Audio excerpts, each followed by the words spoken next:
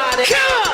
Everybody, everybody, come on! Everybody, everybody. I'm a rapper, I'm not a poet. Poet, I'm not a rapper. Guess it's opposite there, cause you niggas just got it backwards. Got me sick to my stomach. Go up on my lantern. New trio is Frio, the most terrible tandem. Deliver shock value, but no, not Timberlanding. Critical observation alerting you ambulances. Clap on and clap off. Rap on and rap off. Hard times for hard rhymes, that concrete, that asphalt. If I did look twice, I guess that's her asphalt. May I assist you and score, get my pass out. Matter of fact, it's what you need. These arrests you just fatigue. See, technically I'm filing Mrs. Wallace, I'm Rashid. Know this beat is a banger, have no reason for anger. If I'm slightly deterred, you know I'm giving the finger. I'm a savage like Corey, but not in need of Topanga. Right like 90 degrees, you in the need of an angle.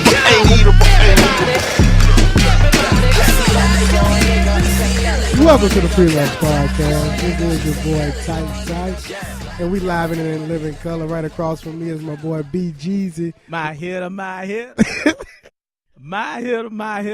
FREELUNCH podcast. What's happening there?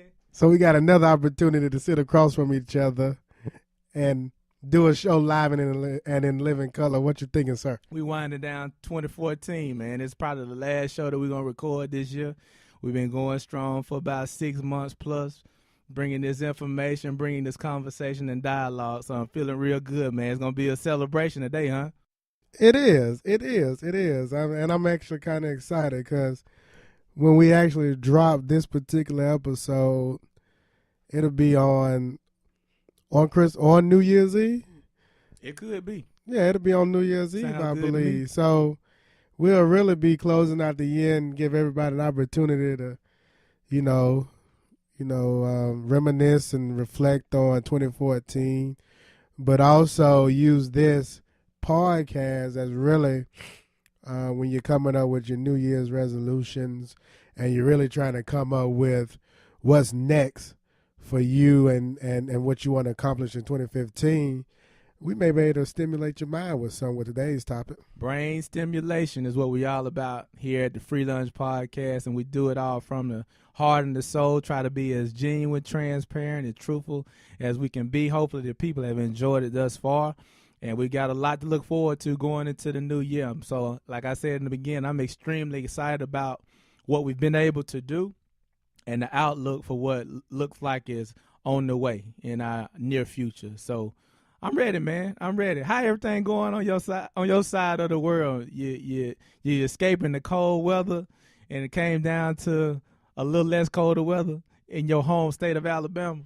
I did, and it's been a good time hanging out with the boys, with C-Cam. Some of y'all remember C-Cam from the Round Table episode. Of course, hanging out with BG and really just fellowshipping. And some of you guys may have seen the Instagram photos of us out there hunting, which was a interesting experience. It was truly interesting, truly interesting experience. We ain't gonna get into that, but all in all, it was good fellowship, good socializing. So we should do it again sometime soon. And we should. And kind of for today's topic, really just for me, as we kind of brainstormed when we all went out and had some coffee, we all kind of it was just good to spend have good conversation and spend really good time with close friends, really more like a brotherhood, and be able to really just sit down and have some authentic, open, genuine conversation. And it kind of helped to come up with today's topic and today's idea, really. What we're going to be talking about for today, and really hoping this can propel and stimulate and really encourage everyone that listens to this podcast to really in 2015 just go that next level within your friendships and within your relationships that you built. So I basically, long story short, I'm excited about today's conversation. I can see it in your face, bubbling over, man. So we got to go all out with this one. We got to send 2014 out with a bang. And I know that you got something planned for us. I hope it's maybe an oldie, but a goodie.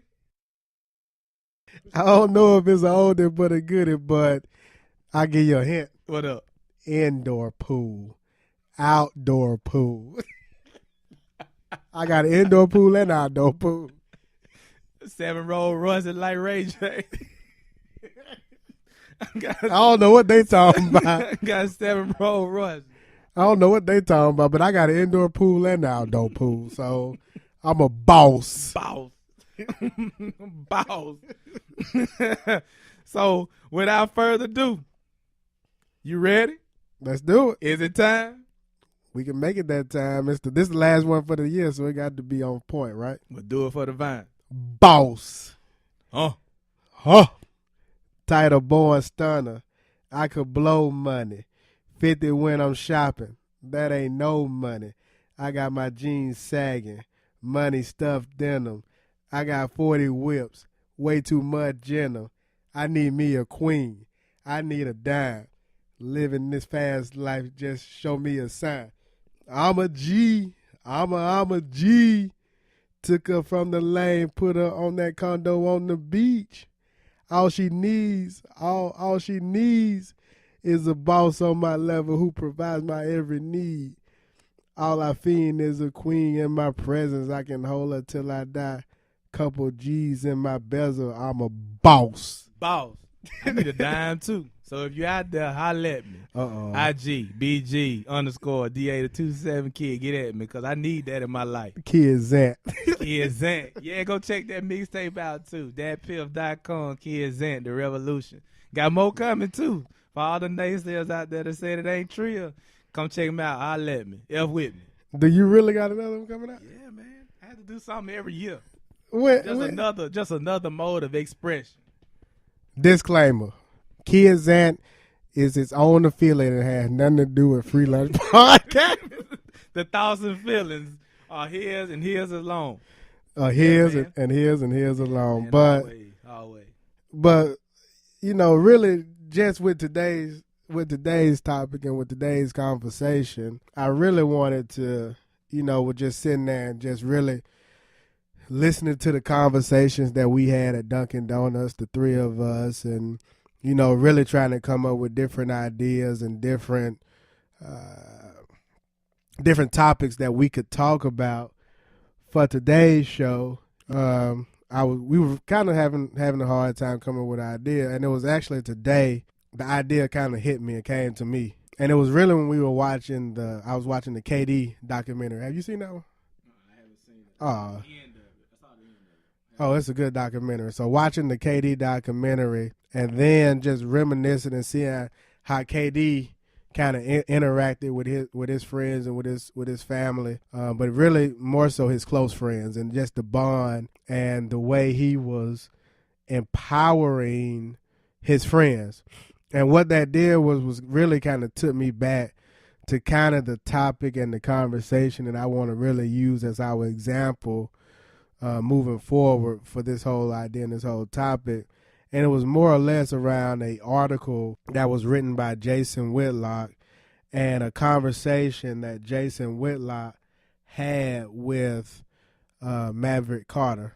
So for those of you that are not familiar with Jason Whitlock or who Maverick Carter is, but essentially Jason Whitlock back in July, right before LeBron James made his decision to go back to Cleveland, Jason Whitlock wrote an article entitled LeBron's Pride Simply Not Important. And essentially in that article, if you haven't read it, and I actually recommend going back and reading it because I tend to read Jason Whitlock articles, but this particular article was bigger than sports, right? And it was really more around this whole idea of LeBron returning to Cleveland and the impact that it will have on not just himself, but his close friends and actually the city of Akron. And for those of you that haven't read, I want to just point out, essentially Jason Whitlock talks about how LeBron should swallow his pride. And again, this is pre-LeBron writing the article, and this is pre-LeBron announcing that he was going back to Cleveland.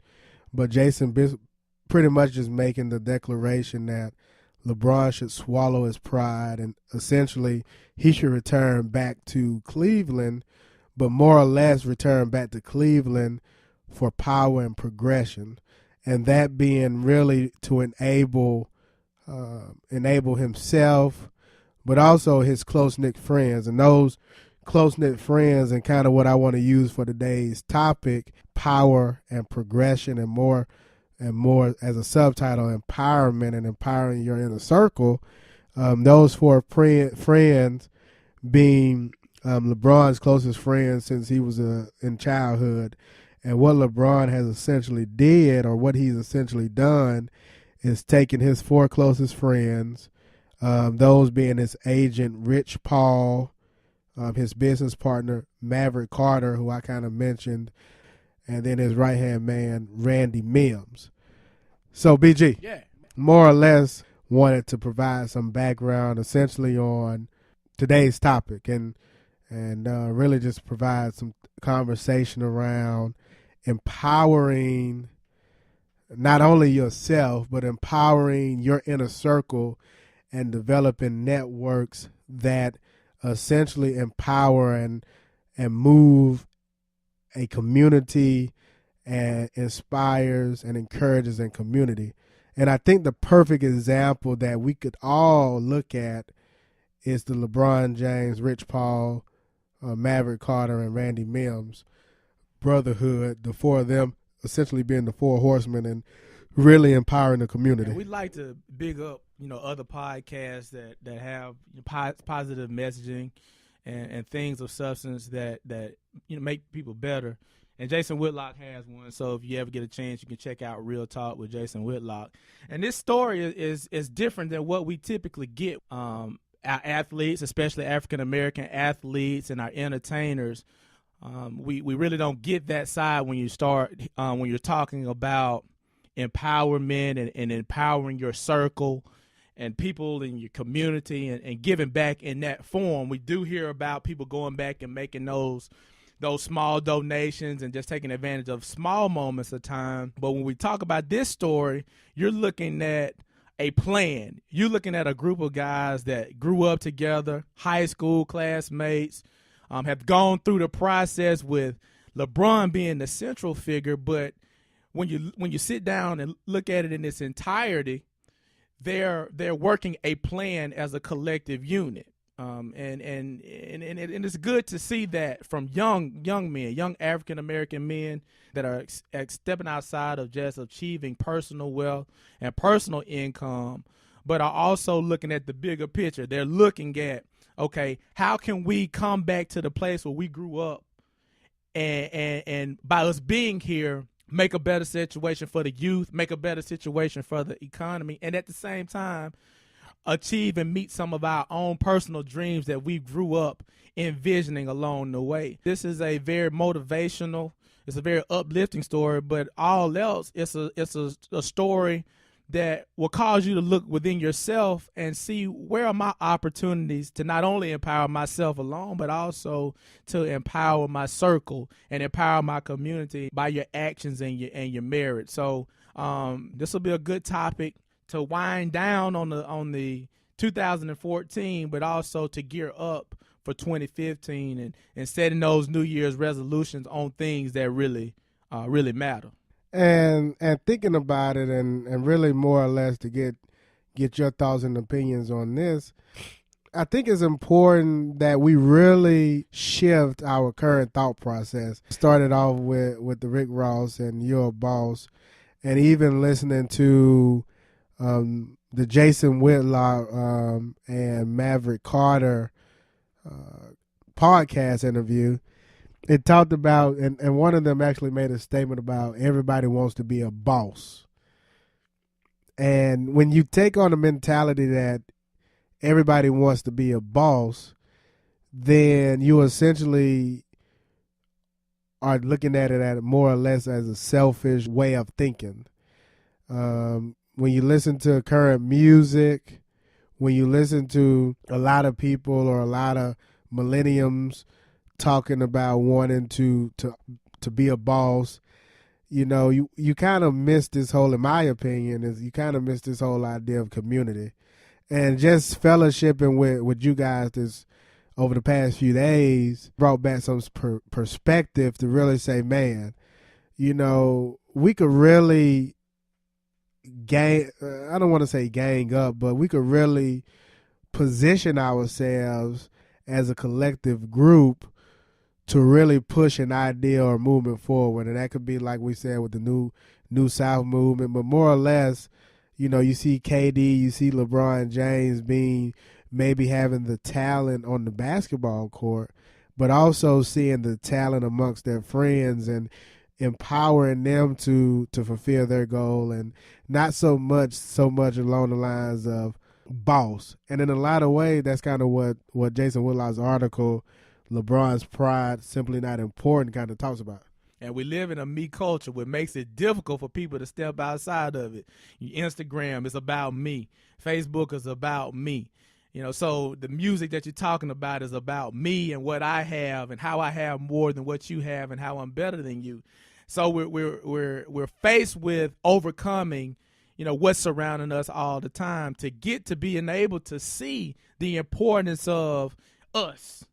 That us is more powerful. You can get more things accomplished when it's us versus me. So that's a challenge for us to step outside of getting our own personal shine and looking at, okay, well, if I have this skill and I got somebody over here that has this skill, and we bring those two things together, we can have so much of a greater impact than me just wanting to have everything to myself, and then I'm still not able to really maximize my potential because I'm trying to do everything on my own without utilizing my network and my resources. Well, how do you take?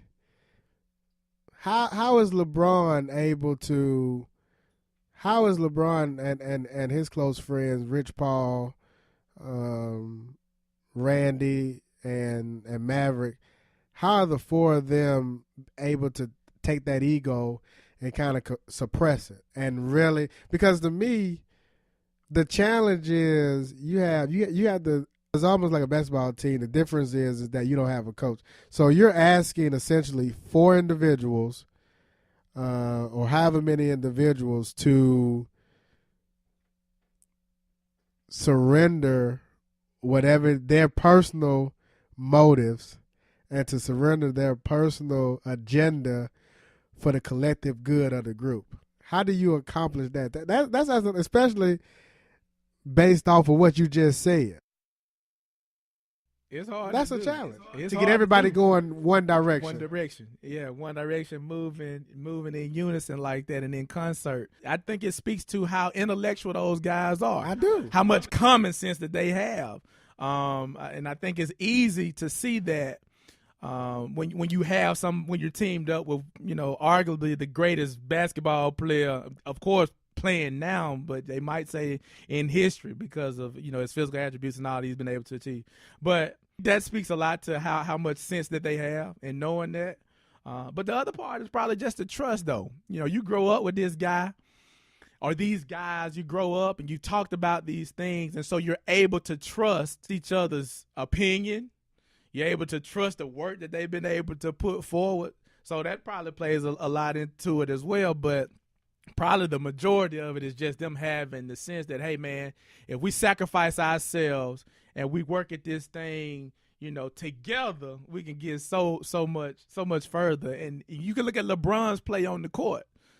If you look at some of his high school stuff, he the best player on the court. We know this, but he quick to pass. Sometimes, even now, you'll watch him play, and you're like, man, you got to take that shot. But he'll try to make that extra pass. So those guys also share a certain degree of selflessness to where they are willing to sacrifice themselves for the better good.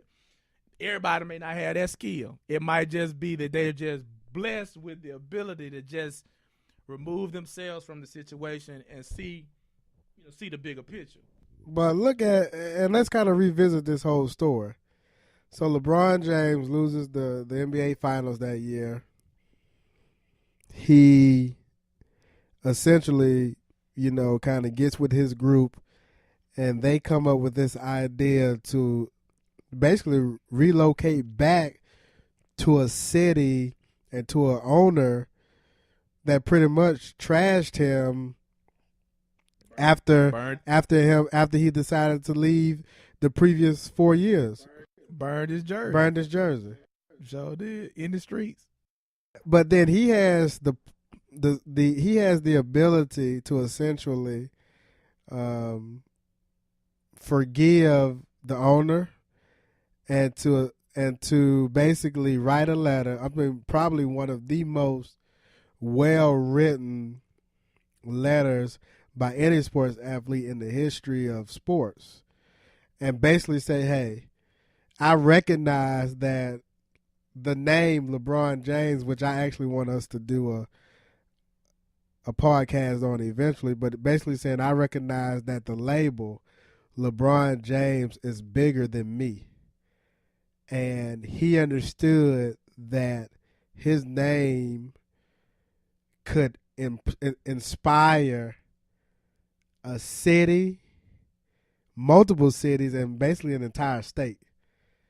And really recognizes and Jason Whitlock kind of makes this whole premise that he could have continued to chase Michael Jordan and maybe not accomplish Michael Jordan, which would have been an I decision. But he basically surrendered from I and said that it's bigger than LeBron James. This is for us, and decided to relocate and basically do what a lot of sports figures, i.e. Muhammad Ali, was doing back during his tenure when he was the world champion. What does that say about LeBron James, and why don't we see more African-American males, women, people of color really understanding that, hey, it's not always about you, but more or less saying it's about the community, it's about us, and really looking for ways not only to empower themselves, but to empower their friends and put them in situations to inspire community and a city. Vision, and a leadership trait. Because like you said, you know, that owner, when he left Cleveland, the whole city was mad at him. They felt like he was a Benedict Arnold. He was a traitor. And like I say, they were burning this thing in the street, tearing down everything that had LeBron on it. The owner was going hard on him in the press and talking bad about him. So for him to even consider coming back to that place, I thought he wouldn't even do it. I'm like, they trashed him so bad. Could you have did it? Huh? Could you have did it? Well, take an honest perceptive. I mean, looking back, it looks great, but at that moment, it'd be tough. It'd be tough to do, and it would have to be that coming back to that situation would set me up for life. The money would have to be right, you know. And whatever else you negotiate for would have to be right. And Dan Gilbert would have to publicly apologize. It would have to be all that. It would have to be so much more than what the other team would have to do to get my services, because you're trying to overcome all of that negativity that you sent me off with. But it speaks to that leadership trait to be able to even consider coming back to that, because they had a vision of giving back to that place. And then by being in that place, which is home, I think they felt like that their movement past basketball could be so much more powerful, if you want to say that, because you come from there, you've been a successful athlete, all right, but then you've got all this other stuff going on that you can bring right there. And if nothing else, you can inspire those little ones that went to the school that you went to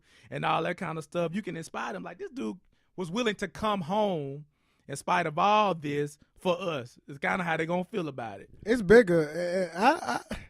I truly believe this is one of the most interesting sports story of our lifetime, that I think that initially it got a lot of publicity, and it should get, in my opinion, continue to get the same publicity, because I think that looking back over this one event and the way he handled it is really an example that needs to be used and needs to be discussed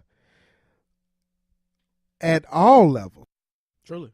And I don't know, I mean, but you know, it was the hot topic for a few months, and leading up to the start of the basketball season, it was a hot topic.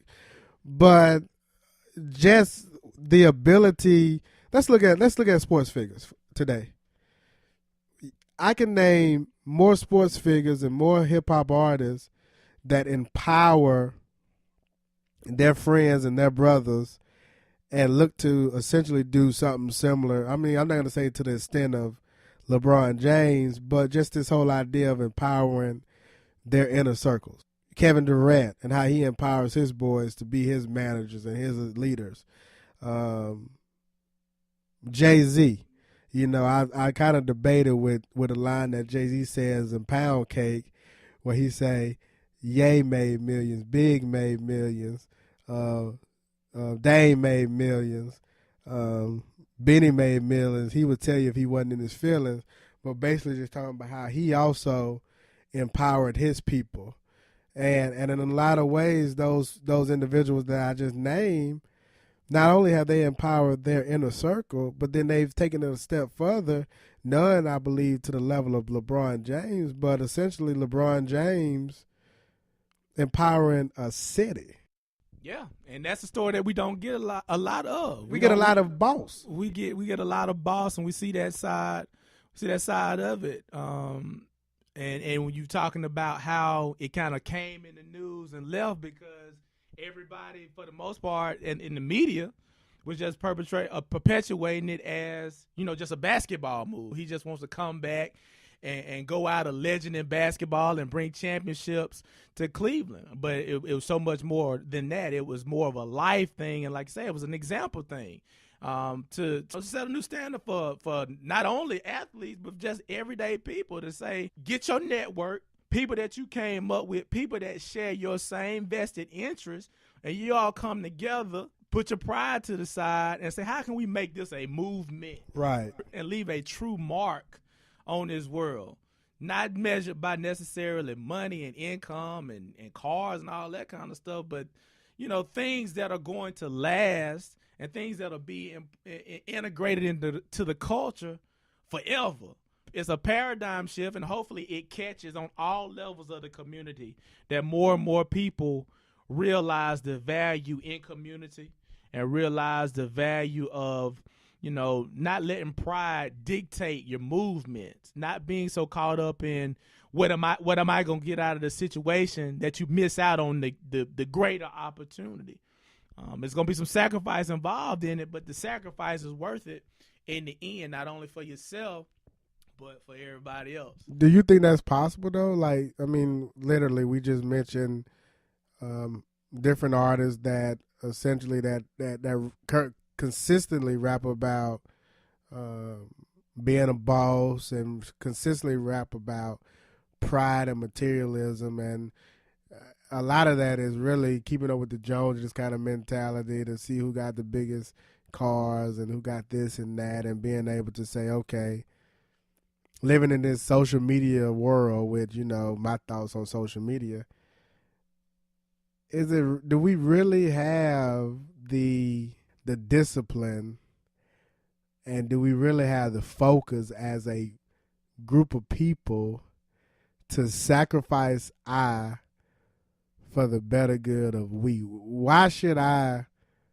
mean, LeBron James, right, he made this decision post two championships, post making the millions.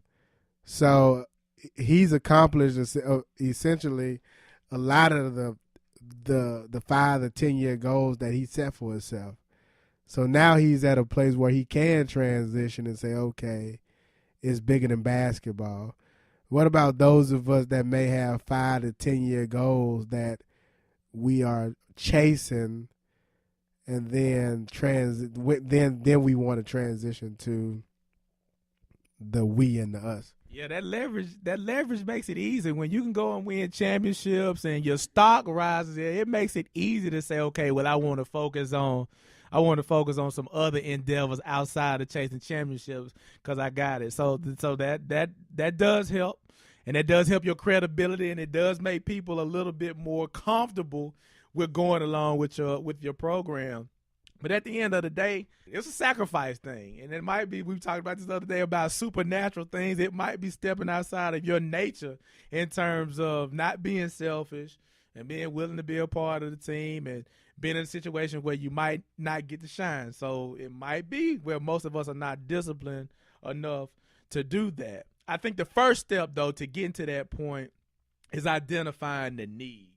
When you look at the kids that are in your neighborhood, your community as a whole, and stop to look at what's going on and the deficiencies, what the neighborhood might be missing, and what it doesn't have, and why is it in the certain state that it's in, and then you couple that with, okay, well, what are my skill sets? What are my talents? How can I contribute my talents to maybe changing some of this situation around? So the first thing is just really stopping and looking at what's going on around you, the circumstances and the situations, and then how can I make them better? With that, I think that opens you up for being able to take ideas and opinions from other people. So that's where the collective and the networking comes in. You know what? But I do know it's a tough thing to yield from your pride and be like, okay, well, I'm gonna roll with this person's program. I mean, we're looking at essentially in LeBron James, story. We're looking at essentially 4 individuals that have accomplished, in my assumption, have accomplished a lot of the goals that they had in mind. So for them, it may be a little bit more easier to sacrifice on the front end, because they've accomplished a lot of the things they had set out to accomplish years back. So I still kind of, it's a challenge. Mm-hmm. It's a big challenge when you got 4 or 5 of your closest friends that may be still trying to accomplish some of the 5 or 10 year goals. It's a challenge. But, kind of switching, unless you wanted to say something on that topic, I kind of wanted to switch gears a little bit and really continue about this empowerment. But another area where I was thinking about this whole idea of empowerment and really just looking at how different areas of the urban community could look at the sports world and look at the hip-hop world and look at how LeBron James or the KDs or even the Floyd Mayweathers or the Jay-Z's empower their close friends.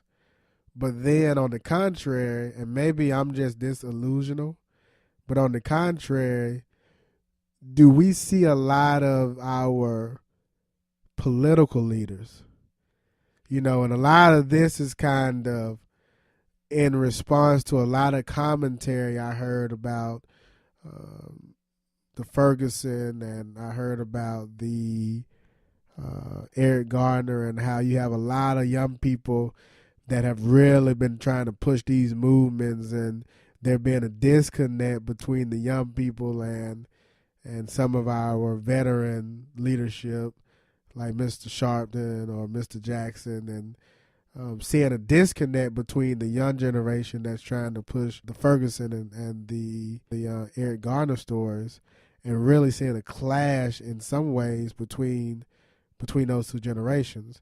Whereas in the hip-hop and in the sports arena and in the entertainment arena, you see more empowerment.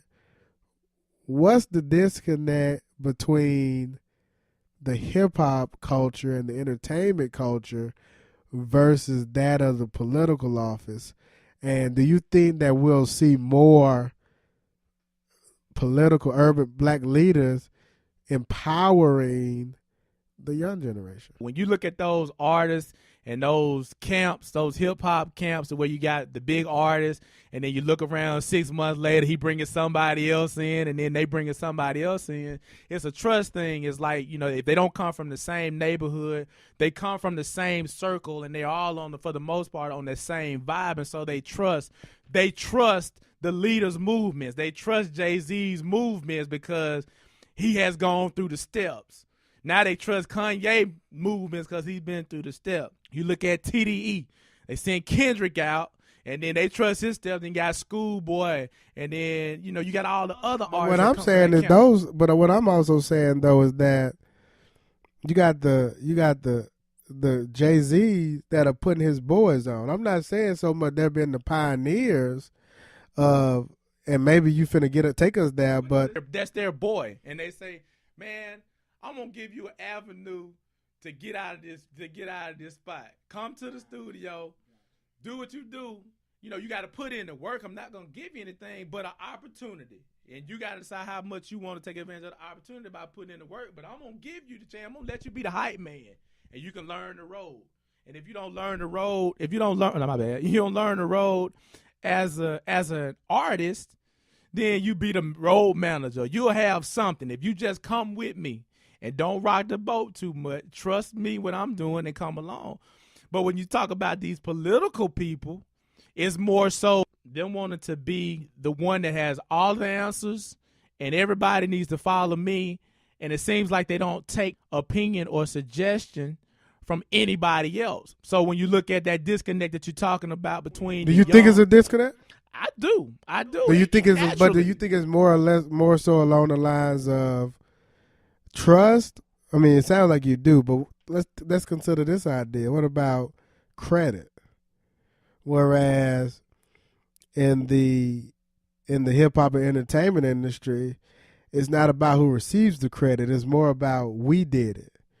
Whereas in the political arena, when you are essentially trying to position yourself to be the face of a movement, whether it's the Mike Brown situation or whether it's the Eric Garner situation, rather than saying we did it, is more or less along the lines of trying to see who can be the face of the movement from a credibility perspective. I mean, from a credit perspective. Thoughts on that? And that's where the connection is. A situation that involves somebody else, they'll come in and want to become the face of that moment, and that causes the people to not to trust them as a leader, because now I'm saying, okay, you just an attention whore. You just want the attention. You just want to shine, but you don't really care about the issue. We'll come. We'll do the press conference. We'll stand. We'll talk on behalf of the people. And then by Wednesday, we're out of town, and the situation is still going on right here, and you're nowhere to be found. That causes people not to even trust you or not to want to even be involved in what you have going on, because you've made it clear that it's not really about the issue. It's not really about what's going on, but it's more so about you getting the credit for being the spokesman or being the leader. The people that you're expecting to follow you have to believe in what you're saying. They have to believe that your heart is really in it. They have to believe that you are truly representing them and not so much yourself and trying to fill your own pockets. And we run into a lot of that. Like, they didn't even want Sharpton to speak at the young man in Cleveland's funeral. Probably because of that reason, because it's just a moment for media attention, but nothing ever comes out of it. So for us, naturally, we need a new type of leadership. It may not be one or two central figures like it's been in the past, where we might have had Dr. King or Malcolm X on the forefront. It may not be that. You know, I'm always an advocate for that local level thing. And then we might have to be looking in other arenas for those leaders. As hard as it may be for some people to do that, it may be an athlete. It may be an artist, an entertainer that, you know, kind of sets the tone and puts things on people's minds that they're willing to follow and that they believe in. It may be a move to that type of leadership outside of the standard leadership that we get from our politicians and our pastors. I just think that we could really, I mean, I think a lot of time we give a lot of criticism to the entertainment industry and the hip hop and the sports figures for maybe some of the lyrics or some of the things that they do and say. But I think in a lot of ways there are different examples, and this being one of the examples where we can actually learn from that community. And you have the LeBron James or the KDs and the Floyd Mayweathers, and regardless of whether you like these individuals or not, they're empowering their people. You know, and we kind of started the conversation about LeBron James and how he literally empowered his group of people. But at the same time, the entertainment industry as a whole, in some ways, are multiple examples of empowering and pushing their quote unquote teams forward. Whereas our so-called political leaders and our so-called leaders, they're doing in a lot of ways the opposite. Have you ever heard of Bayard Rustin? You know who Bayard Rustin is? From the 60s? I've heard about it. He was pretty connected to Dr. King. Yeah, very close. He was actually, there's a documentary on him. He Brother Outsider. Bayard Rustin. He was actually a gay black man during that time. Not sure if you knew that or not, but he, there's a documentary about him, and a lot of people don't even realize that if it wasn't for Bayard Rustin, there would not have been a March on Washington. He organized and planned that entire event. He's actually on the stage. If you go back and look at Martin Luther King's speech, the "I Have a Dream" speech, he's actually behind him on stage. I bring up Bayard Rustin because he's a name that a lot of us don't know about, but he's a name that essentially pushed the movement forward. Do we have any Bayard Rustins today? And I'm not talking about sexuality. I'm not talking about that type of thing. But when can we get a group of Bayard Rustins on the political side that are willing to sacrifice themselves and empower a group of people similar to the same hip-hop artists and athletes that those leaders criticize? So you may want to criticize LeBron James, Mr. whomever, political leader, you fill in the blank. You may want to criticize a Kanye West, but they're empowering their people. Yeah, I just don't feel like the politicians are willing to do that, especially as it relates to maybe speaking out for your underrepresented communities, for your African American communities. I don't think they really, as a whole, have the willingness to step outside of that because of the kickback that's going to come from that politically, from their peers, even from the people, even in the elections. That could come at a cost if they are to really step out there and say, okay, I'm going to empower my people, my community. And I don't think we have one. I'm going to empower the next generation of leaders. So basically, in my opinion, saying, okay, we got these young people out here protesting that are trying to make a stance on this Black Lives Matters ordeal. Let me empower them so that, number one, they can learn, but number two, that they can also continue the movement. Whereas, rather than me trying to be the face of an organization, I really believe that a lot of the political leaders could take a page out of the entertainment industry and learn something from them. Give it up, though. They don't want to give up that position. I don't see anybody in that arena being willing to do what we're talking about in terms of using their position as a vehicle to empower a younger group of people that are out there, in revolution, out there boycotting and things like that. It's too risky. We call it political suicide if they go out there and hold up. Wow, for their personal career? Yeah, for their personal career. They go out there and hold a "I Can't Breathe" sign if they want to. They'll be all over the New York Post, and that'll be the end of them because it comes at a great price for a politician to really speak to, really what's going on, what's right, especially for, like I say, for African-American issues, to really speak out on that system that they're operating in does not allow that. So Mr. Sharpton, Mr. Jackson, they can't, on what political front are they going to be criticized for empowering the young African-American males? Well, they got deals. Al on MSNBC, and it has a lot of stuff like that popping off. And I guess Reverend Jackson still is functioning with the Rainbow Coalition, so you never know who supports him financially and all that type of stuff. So I think at the end of the day, if there's a risk, and it's probably an income risk, it's definitely a notoriety risk if they really stick to the issues and speak in a very focused and targeted manner. We're talking about truly African-American issues, African-American male issues, prison issues, and things like that.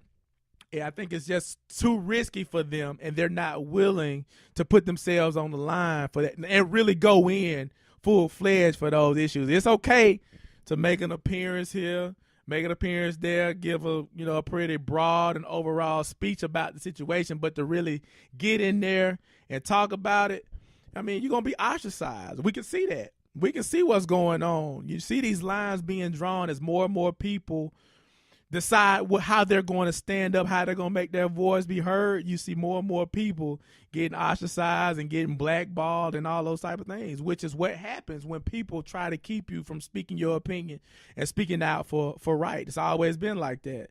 And so as a person that's going to commit to getting involved in that, to get involved in a movement that's going to empower the people that need to be empowered, you got to be willing to lose some stuff. You got to be willing to be talked about negatively and blackballed and ostracized and all those things. Well, let's summarize this thing as far as, we kind of touched on two topics. One being how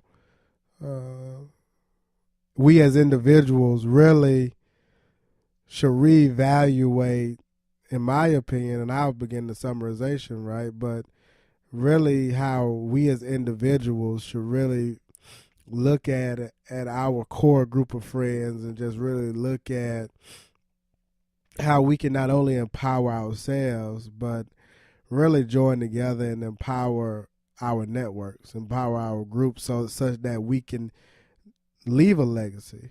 I think LeBron James, I think his story is probably, again, one of the best stories that we'll see in our lifetime and in our generation, because it transcends the game of basketball.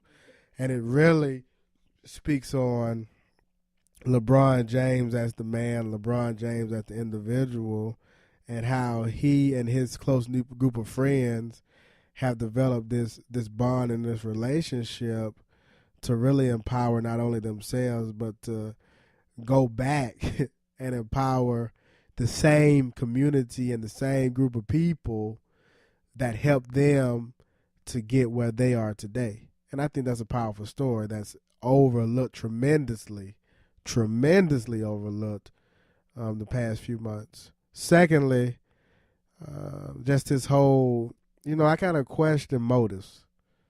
And I kind of question, are we truly interested in the collective good of everyone? Or are we as individuals, and when I say individuals, on the political front, interested in receiving the credit? I think there's a place for both the young and the old when it comes to the political issues. And I think that they should take a book from the entertainment industry and from sports figures that essentially have figured it out.